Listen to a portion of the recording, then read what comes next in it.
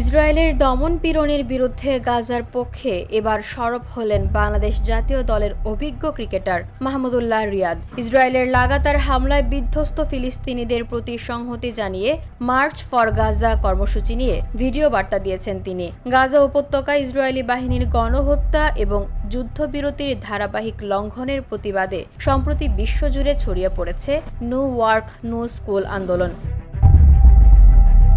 ৭ April তারিখটিকে প্রতীকী প্রতিবাদ দিবস হিসেবে বেছে নিয়ে লক্ষ লক্ষ মানুষ কাজ ও শিক্ষায় বিরতি রেখে সামাজিক যোগাযোগ মাধ্যমে গাজার প্রতি সংহতি প্রকাশ করছেন।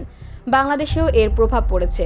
সাধারণ মানুষের পাশাপাশি ক্রীড়া অঙ্গনের তারকারাও গাজাবাসীর পক্ষে দাঁড়াচ্ছেন। সে তালিকায় এবার নাম লেখালেন মাহমুদুল্লাহ রিয়াদ।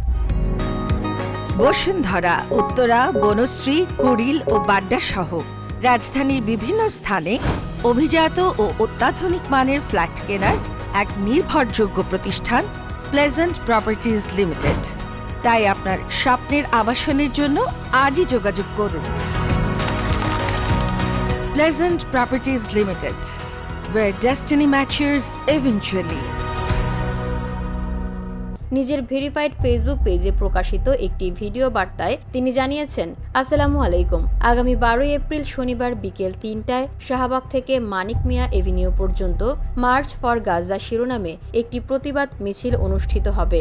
আমি সকল স্তরের মানুষকে আহ্বান জানাই, আসুন আমরা একসঙ্গে এই কর্মসূচিতে অংশ নিই এবং ফিলিস্তিনিদের পাশে থাকার বার্তা পুরো বিশ্বে ছড়িয়ে দিই। রিয়াদের এই আহ্বান সামাজিক যোগাযোগ মাধ্যমে ইতিমধ্যেই সাড়া ফেলেছে। অনেকেই এই কর্মসূচিতে অংশ নেওয়ার আগ্রহ প্রকাশ করেছেন। দেশের একজন দায়িত্বশীল নাগরিক হিসেবে আন্তর্জাতিক মানবিক ইস্যুতে তার এমন ভূমিকা প্রশংসনীয় বলেই মনে করছেন অনুসারীরা। ইসরায়েলি হামলায় এখন পর্যন্ত নিহত হয়েছেন অন্তত ৫০,০০০-এর বেশি ফিলিস্তিনি, আহত হয়েছেন ১ লাখেরও বেশি। এই প্রেক্ষাপটে বিশ্বের বিভিন্ন প্রান্তে গণবিক্ষোভ, প্রতীকী ধর্মঘট ও মিছিলের মধ্য দিয়ে গাজাবাসীর প্রতি একাত্মতা জানানো হচ্ছে। আর সেই বিশ্বজুড়ে প্রতিরোধের ঢেউয়ে এবার সরব হয়ে গাজাকে স্যালুট জানালেন বাংলাদেশের silent fighter Mahmudullah Riyad. VOD Bangla news desk.